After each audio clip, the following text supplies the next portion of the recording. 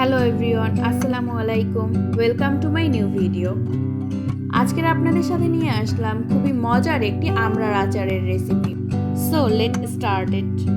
প্রথমেই আমি আমড়াগুলোকে খুব ভালোভাবে ধুয়ে নিলাম। তারপর একটি ভেজিটেবল পিলারের সাহায্যে আমড়াগুলোর খোসা ছাড়িয়ে নিলাম। একে একে আমার সবগুলো আমড়ারই খোসা ছাড়ানো হয়ে গেছে। এরপর আমড়াগুলোকে ছোট ছোট টুকরো করে কেটে নেব। এখানে আমি আমড়াগুলোর আটিকে ফেলে দেব। আমড়াগুলো কাটা হয়ে গেলে এর ভিতরে লবণ এবং মরিচের গুঁড়া দিয়ে ভালোভাবে মেখে নেব। অপরদিকে আমরা একটি পেস্ট তৈরি করে নেব।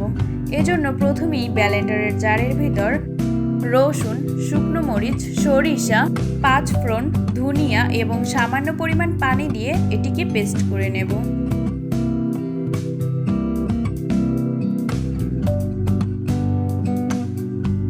পেস্টটি তৈরি করা হয়ে গেলে এরপর অন্য একটি পাত্রে সরিষার তেল দিয়ে দেব।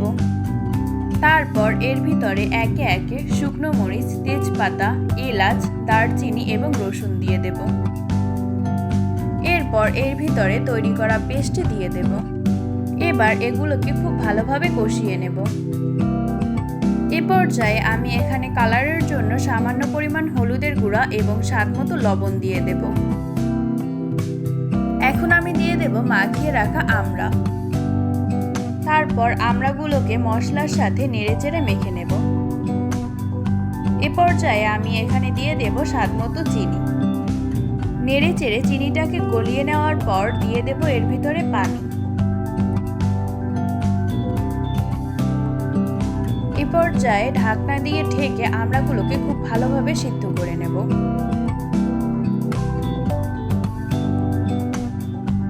পানিটা শুকিয়ে গেলে এর ভিতরে দিয়ে দেব চিলি ফ্লেক্স।